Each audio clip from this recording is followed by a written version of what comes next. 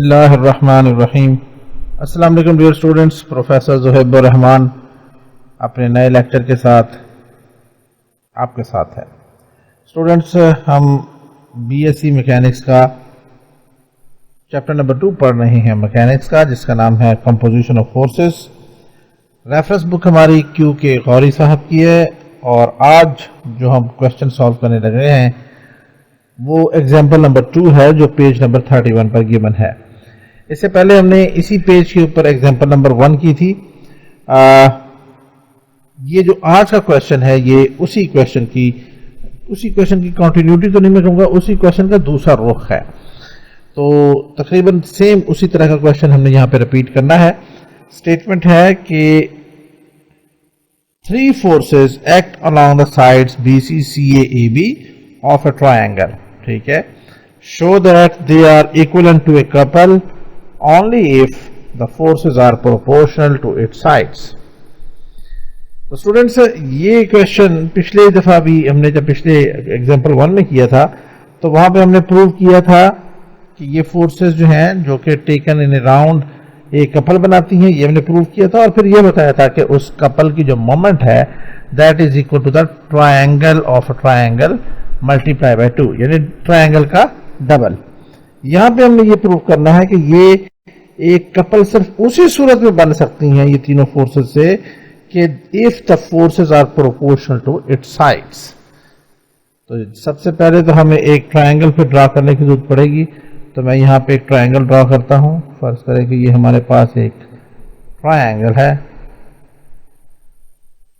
ये इसको थोड़ा सा मैं अब काट देता हूं, ये यहां से ये और इधर से भी ये हमारे पास एक ट्रायंगल आ गई जिसका नाम मैंने रख लिया A। इस ट्रायंगल का नाम पॉइंट का नाम B और इस पॉइंट का नाम C। इसकी 3 साइड्स हैं और इन 3 साइड्स के साथ यहां पे फर्ज किया है कि फोर्स P एक्ट कर रही है। यहां से ये BC के अलोंग, CA के अलोंग फोर्स Q एक्ट कर रही है और ये तीसरी फोर्स है जो AB के अलोंग एक्ट कर रही है, जिसको हम कह सकते हैं कि ये R है। पिछले क्वेश्चन में भी बिल्कुल सेम इसी तरह में किया था और इसको हम यहां पर लिखते भी इस तरह हैं कि दैट द 3 फोर्सेस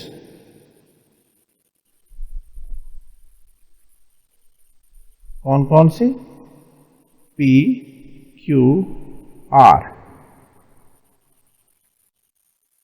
act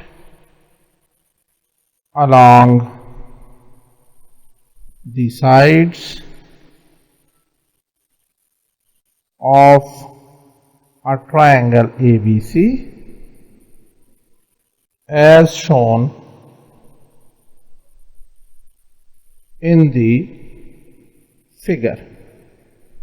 ठीक है जी। अब हम कहते हैं लेट। याद रहे कि हमें प्रूफ क्या करना है कि these forces are proportional to its side, यानी P जो है ये BC के लॉन्ग है तो P विल बी, हमने साबित करना है P is proportional to BC, Q is proportional to CA and R is proportional to AB। ये हमें प्रूफ करना है। तो हम इसके लिए करते हैं लेट फोर्स P जो है that is equal to lambda BC। Q को हम क्या देते हैं, this is lambda plus mu और फोर्स जो एक्ट कर रही है CA के अगेंस्ट, CA के अलोंग, तो हमने इधर लिख दिया CA और R जो है इसको हमने लिख लिया lambda plus mu and it is along AB। ये जो टर्म हमने लिखी है यानी नोटेशन है ये म्यू है, MU म्यू और ये न्यू है NU न्यू। ठीक है जी। ये लेटन वर्ड्स है, लैम्डा भी लेटन वर्ड्स है। इस पूरे सेट ऑफ इक्वेशन को हम कह देते हैं दिस इज नंबर 1। ठीक हो गया जी। अब आप गौर से देखें, यहाँ पे हम इस पे लिख भी देते हैं कि lambda P is equal to lambda BC, Q is equal to lambda plus mu into CA, और यहाँ पे आ जाएगा R is equal to lambda plus nu into AB। ये हमने फर्ज कर लिया है इन तीनों को, ठीक है जी। अब आप ये गौर से देखें कि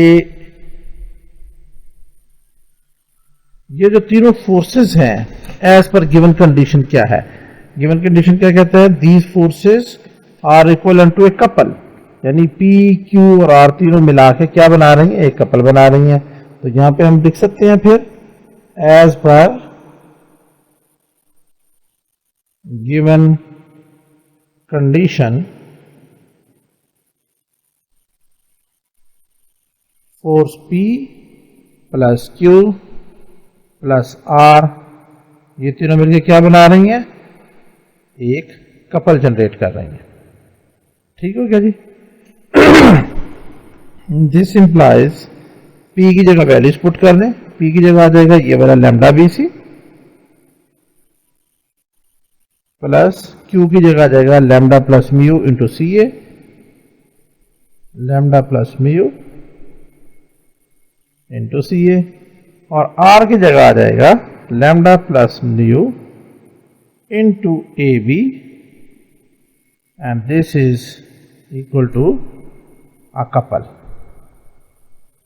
अब जरा इसको सिंप्लीफिकेशन में डाल दें, लैम्डा BC उसी तरह आ गया, प्लस लैम्डा को CA से मल्टीप्लाई किया तो ये लैम्डा CA बन गया, प्लस फिर म्यू को CA से मल्टीप्लाई किया तो ये म्यू CA हो गया, प्लस फिर लैम्डा को AB से मल्टीप्लाई किया तो लैम्डा AB, और आखिर में न्यू को मल्टीप्लाई किया तो ये nu AB, and this is equal to couple.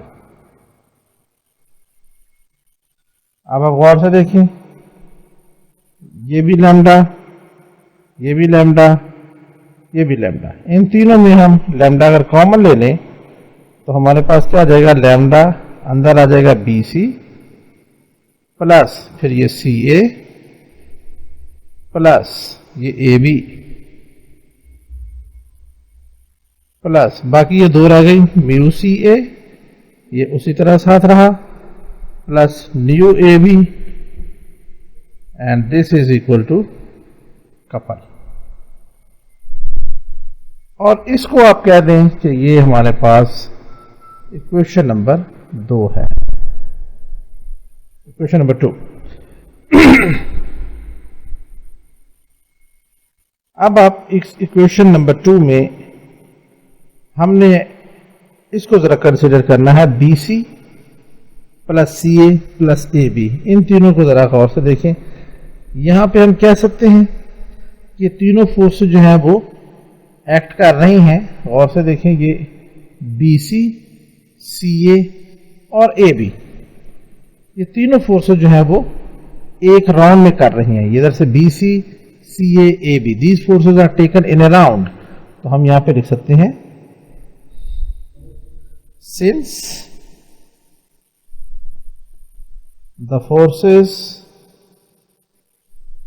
BC, इसी तरतीब से लिख लें जो यहां पे ब्रैकेट में है, BC into CA and AB act along the sides of a triangle ABC taken in a round,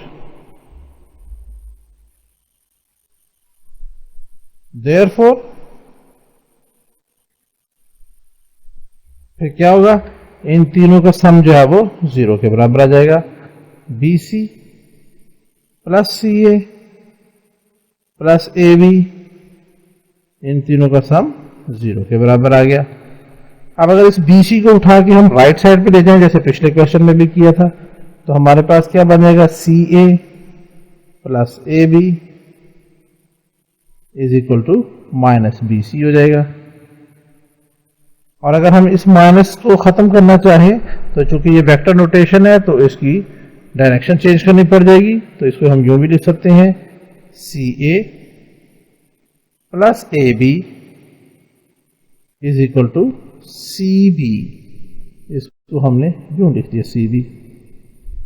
तो गोया ये जो फोर्स है सी ए और ए बी, और से देखें यहां पे ये फोर्स सी ए और ये फोर्स ए बी, ये दोनों अगर प्लस करें तो इस सी बी के बराबर आते हैं। तो इसको यहां पे हम कह सकते हैं कि ये सी बी जो है वो इन दोनों फोर्सेस का क्या है, जी हां, इन दोनों फोर्सेस का ये रिजल्टेंट बन गया है, ये रिजल्टेंट है। तो यहां पे फिर हम क्या लिख देते हैं,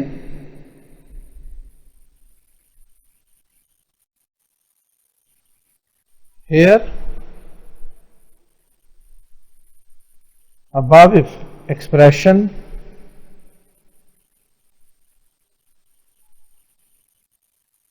indicates that CB is the resultant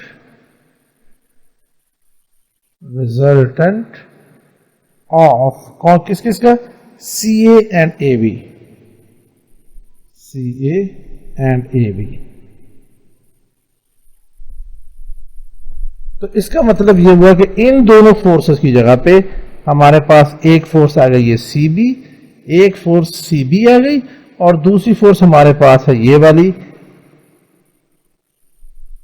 B C. तो हमारे पास से दो फोर्सेस बच गई। अब ये देखना, देखिए ये हमने पिछले क्वेश्चन में मैंने डिटेल से बताया था कि ये सी बी जो है वो यहां पे हम नोट करेंगे ये इस यहां पे आ जाएगा और ये ए में से पास करेगी, and it should be parallel to C B, B C sorry. तो ये आ जाएगा सी, ये हो जाएगा बी सी बी, ठीक है जी। तो इसको मैं दोबारा आप इतनी डिटेल में जाने की जरूरत नहीं है। अगर फिर भी किसी को कोई कंफ्यूजन है कि ये कैसे आ रहा है, तो जो पिछला हमने लेक्चर पढ़ा था उसकी आप वीडियो देख लें, तो उसमें आपको इंशाल्लाह ये सारी चीज हमने क्लियर की हुई है। तो यहां से अब पता चल रहा है कि हमारे पास से दो फोर्सेस बाकी रह गई हैं, इसका इस फोर्स एक और दो, इन दोनों का सम ये है, और अब एक फोर्स ये रह गई और दूसरी फोर्स ये रह गई। We have only two forces, एक सी बी और दूसरी बी सी। इन दोनों का सम चूंकि ये सी बी है तो इन दोनों को हम लिखने की जरूरत नहीं, इन दोनों के सम को लिख लेंगे। तो एक फोर्स है सी बी और दूसरी फोर्स है बी सी। तो यहां पे अब हम लिखेंगे now we are left with two forces only। कौन कौन सी, number one BC that passes through B and C, और दूसरी फोर्स है हमारे पास CB that passes, बिल्कुल पिछले क्वेश्चन की तरह चल रहा है question, that passes through point A। ये आपको दिखा भी देता हूं, CB that passes through this point A और BC that passes through this point B and this point C। तब गौर से देखें इन दोनों फोर्सेस को, ये फोर्स और ये फोर्स, इन दोनों की मैग्नीट्यूड बराबर है। ड्राइंग पे ना जाइएगा, थोड़ा सा छोटा बन गया है, लेकिन ये एक्चुअली एक दूसरे के बराबर हैं। इस फोर्स लेफ्ट पे जा रही है, ये फोर्स राइट पे जा रही है, both are opposite in direction. और तीसरी चीज, ये फोर्स ए में से पास कर रही है, ये फोर्स बी और सी में से पास कर रही है। It's mean line of action of both the forces is also not the same, एक जैसा लाइन ऑफ एक्शन नहीं है। तो ये जो तीन कंडीशंस हैं, दो फोर्सेस है और इनके दरमियान तीन कंडीशंस एग्जिस्ट कर रही हैं, तो ऐसी तीन कंडीशंस अगर दो फोर्सेस के दरमियान एग्जिस्ट कर जाएं तो हम कहते हैं कि वो फोर्सेस एक कपल बनाती हैं, एक कपल जनरेट करती हैं। कौन कौन सी तीन कंडीशंस फिर देख लेंगे, बल्कि मैं आपको लिख के देता हूं।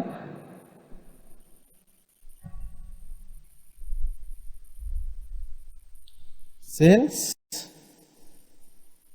BC, ये वाला BC and CB are equal, किसमें, इन मैग्नीट्यूड, इनकी मैग्नीट्यूड एक जैसी है। दूसरी कंडीशन क्या है, ऑपोजिट इन डायरेक्शन, ठीक हो गया। और तीसरी चीज, and their line of action is not the same, ठीक है जी।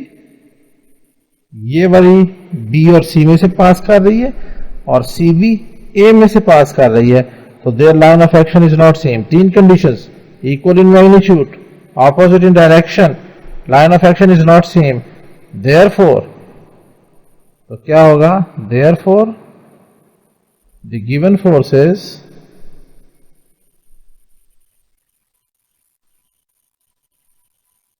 कौन कौन सी, BC, CA and AB form a couple. और उस कपल को हम डिनोट कैसे करते हैं, BC और दूसरी फोर्स CB, ये इस तरीके से डिनोट करते हैं। लेकिन जनरली चूंकि इन दोनों की डायरेक्शन एक दूसरे के ऑपोजिट है, तो इसको हम यूं भी लिख सकते हैं, -BC। तो ये एक कपल बन रहा है। तो इससे ये साबित हुआ कि ये जो तीन फोर्सेस है, BC, CA एंड AB, ये तीनों भी मिलके क्या कर रही हैं, एक कपल बना रही हैं, जो कि ये वाला कपल है BC और -BC। तो लिहाजा देयरफॉर हम लिख सकते हैं इक्वेशन नंबर 2 बिकम्स, ये क्या बन जाएगी, किधर है इक्वेशन नंबर 2, मैं अब आपको दिखा देता हूं एक दफा फिर।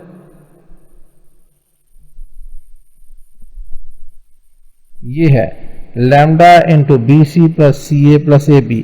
अब ये तीनों फोर्सेस क्या बन रही हैं, यहां पे आ जाएगा एक कपल, और बाकी ये सारी चीज उसी तरह लिख देंगे हम।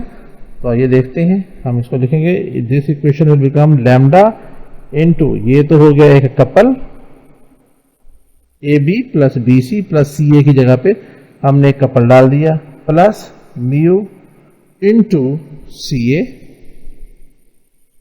Plus nu into AB and this is equal to couple. अब किसी कपल, ये लैम्डा इंटू कपल है, किसी कपल को किसी स्केलर से मल्टीप्लाई कर भी देंगे तो वो कपल का कपल ही रहेगा। तो lambda into couple is also equal to a couple, तो ये भी एक कपल ही बनेगा, plus mu into CA plus nu into AB and this is equal to couple. तो यहां से हम बड़े आराम से इस कपल से इस कपल को कैंसिल आउट कर देते हैं। बाकी हमारे पास क्या बचेगा, therefore mu CA plus nu AB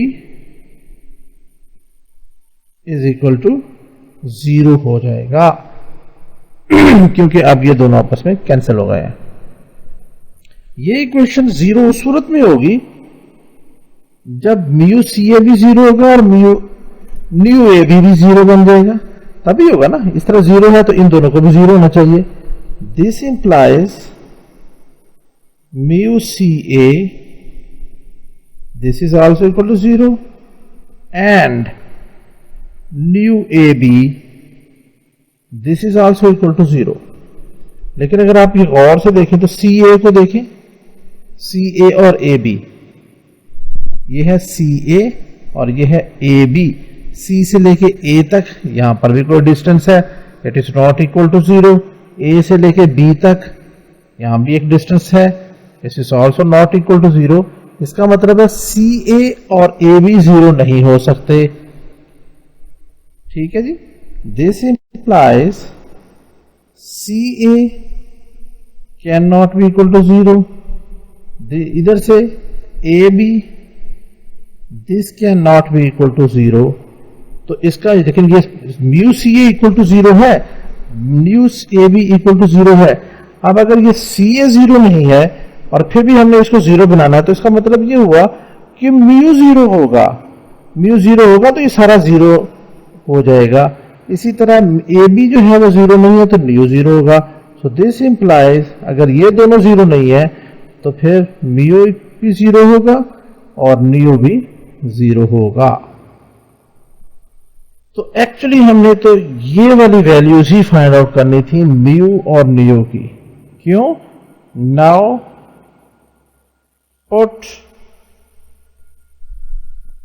these values in 1. यहां पे जो हमने लिखा था 2 becomes, तो ये इक्वेशन नंबर 2 है, मैं यहां पे लिख देता हूं इक्वेशन नंबर 2 इस दैट becomes. तो इक्वेशन नंबर 1 जब करेंगे तो P में तो कोई चेंज नहीं आएगा, लैम्डा BC ही रहेगा क्योंकि इसमें कोई भी ना म्यू है ना न्यू इन्वॉल्व है. तो ये मैंने इसी तरह लिख दिया. Q क्या बन जाएगा? Q इज इक्वल टू, देखें यहां पे मैं आपको दिखा देता हूं एक दफा फिर. P is equal to lambda BC इसी तरह रहा. Q में lambda plus mu into CA और R में lambda plus mu into AB. तो म्यू और न्यू दोनों 0 हो जाएंगे, बाकी हम सिंप्लीफाई कर देते हैं. तो यहां पे आ जाएगा लैम्डा प्लस म्यू, म्यू 0 है इंटू CA आ गया. सो दिस इंप्लाइज Q हमारे पास आ जाएगा lambda into CA. Similarly R is equal to lambda plus nu और न्यू भी 0 है, ये हमने निकाला 0 into AB. So this implies R हमारे पास फाइनली आ जाएगा lambda into AB. So therefore अगर मैं इन तीनों रिजल्ट्स को 1, 2 और 3 इन तीनों को एक ही लाइन में लिखूं तो यूं लिख सकता हूं lambda into BC, P is equal to lambda BC, Q is equal to lambda CA and R is equal to lambda AB. अब आप देखें अगर इस तरह की कोई चीज, इस तरह का कोई रिलेशन बने, मसलन हमने पढ़ा फिजिक्स में F is equal to mu R, ये फॉर्मूला पढ़ा ना हमने 10वीं क्लास में. तो यहां पे म्यू क्या है? This is constant of proportion, ये कांस्टेंट है जी. ठीक है, कांस्टेंट ऑफ प्रोपोर्शनैलिटी. इसका मतलब ये हुआ कि कांस्टेंट प्रोपोर्शनैलिटी का मतलब ये हुआ कि ये F और इस R के दरमियान में कोई रिलेशन बन रहा है और उस रिलेशन को इक्वेट करने के लिए हमें यहां पे एक कांस्टेंट डालना पड़ता है, that is equal to F is equal to mu R. आप यहां पे देखिए, आप इन तीनों इक्वेशन में P is equal to lambda BC, Q is equal to lambda CA, R is equal to lambda AB. तो यहां पे ये लैम्डा, यहां पे ये लैम्डा, ये लैम्डा, लैम्डा क्या होगा? Lambda will be a constant of proportionality. This implies lambda is, बिल्कुल इसी पैटर्न पे जैसे यहां था, lambda is a constant of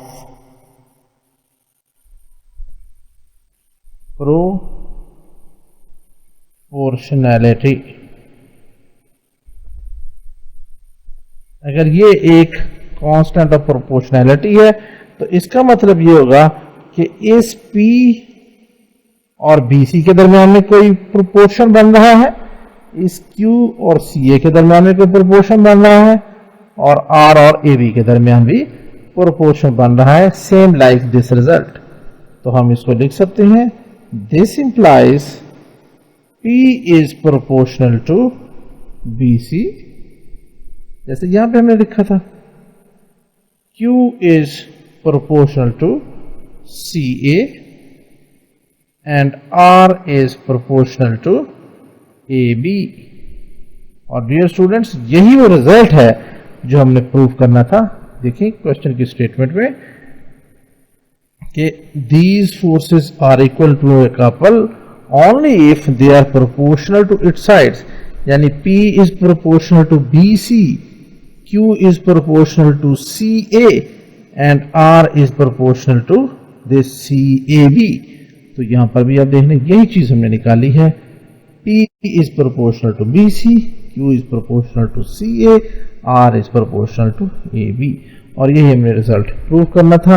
अगर आपने लिखना चाहते हैं तो यहां पे आप लिख सकते हैं कि द अबव एक्सप्रेशन, ना भी लिखे तो कोई नहीं है, इसी जगह पर भी खत्म कर सकती हैं। The above expression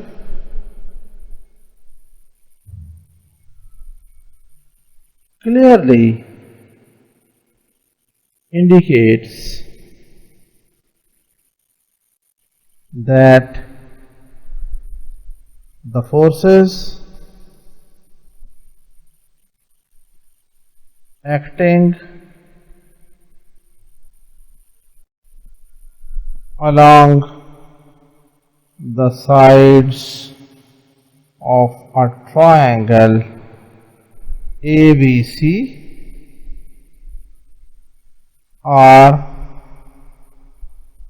equivalent to a couple only if they are proportional